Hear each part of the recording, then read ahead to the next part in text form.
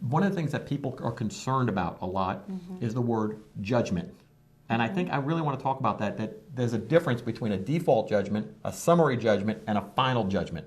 So if you can, explain to me what a default judgment is and why people should be afraid of that. And then we'll go to a commercial and we'll come back for the big ones later. Well, again, this has to do with not procrastinating on seeing an attorney. Don't wait until you get that lawsuit. Again, when you only have 20 days to respond, after that 20-day period is up, the bank or the clerk on their own can do what's called a default against you. You have not responded. You need to file a response, get something on file in response to that complaint, to the allegations in that complaint. If you don't and a default is entered against you, you have very little defenses later against a judgment of what we're talking about, the summary judgment or the final judgment.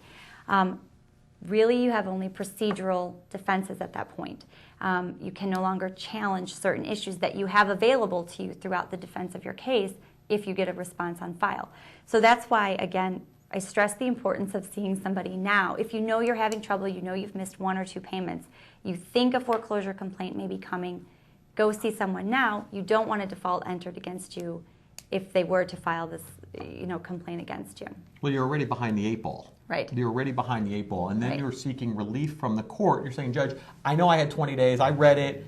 I screwed up. I didn't do it. And now I need you to let me off the hook one time. Right. And the courts have some freedom to do that. There have to be good reasons for them for that to happen. And so it's not to say that default wouldn't be vacated right. eventually. But it's not a guarantee. Again, Right. the court has some freedom, but their hands are tied as well. That's why it's important to get somebody knowledgeable about the legal system, the rules of civil procedure, what you need to do in this, especially in this area where foreclosures are so high.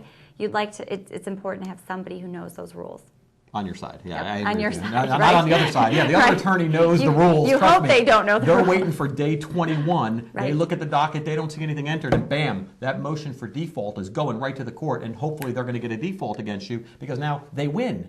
And if you don't do anything, the judge is his hands are tied. Right. He really can't help you if you haven't done anything. His hands are tied. And that's one of the things Danielle was talking about before. When we're in front of a judge, like that poor woman who's took all that time, and the judge is sitting there, he wants to help. You can Right. see he wants to help. But wasn't able But he to. wasn't able to. And that's, you don't want to see a consumer like that.